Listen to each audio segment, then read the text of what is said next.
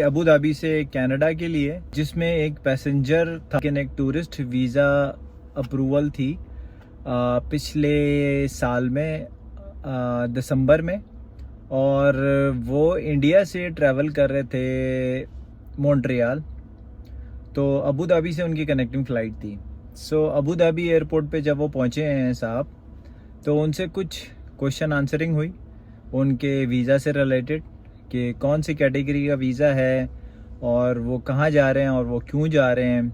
जब उनसे सवालात की बौछार हुई तो वो सवालात के जवाब नहीं दे पाए, जबकि उनके पास कनाडा का मल्टीपल एंट्री मींस 10 साल का इंडियन पासपोर्ट पे वीज़ा था, और जो कि उनको अप्रूव हुआ था दिसंबर में पिछले साल 2023 में।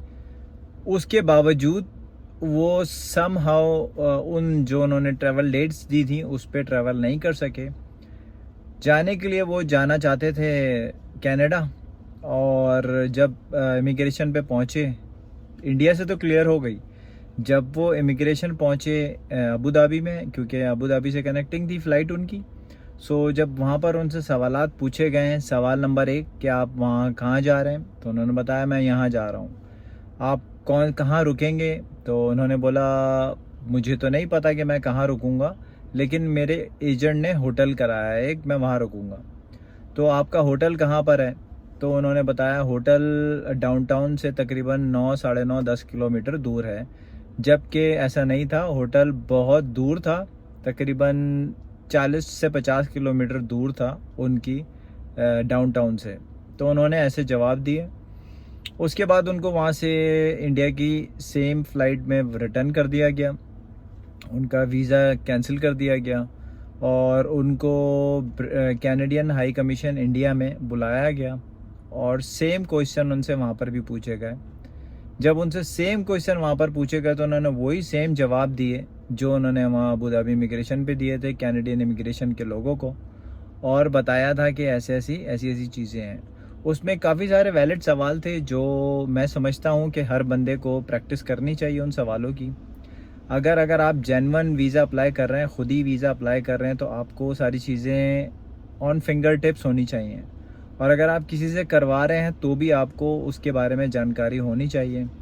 अगर आप ऐसी चले जाएंगे इमिग्रेशन या वीज़ा लेके, तो आपका जो वीज़ा है वो कैंसिल हो जाएगा। और आजकल बहुत प्रॉब्लम आ रही है इंडियंस के वीज़ाज़ को लेके कनाडा में, और बहुत सारे मसले मसाइल एयरपोर्ट पे भी हो रहे हैं। तो उसमें कुछ वैलिड सवाल ये थे कि आपका होटल कहाँ पर है, और आपका होटल का और एयरपोर्ट का डिस्टेंस कितना है। तो वो डिस्टेंस जो किलोमीटर में है वो आपको पता होना चाहिए कि आप कौन से एयरपोर्ट पे जा रहे हैं, और कौन से एयरपोर्ट से कौन से होटल या कौन से शहर या कौन सी सिटी में जाएंगे, उसमें कितना किलोमीटर आपका डिस्टेंस बनेगा, और आपने पेमेंट की है या नहीं की है, होटल का नाम क्या है, होटल का ईमेल एड्रेस क्या है, होटल का नंबर क्या है। ये होटल बुकिंग के ऊपर मैं बात कर रहा हूँ। तो ये सारी चीज़ें आपके पास होनी चाहिए।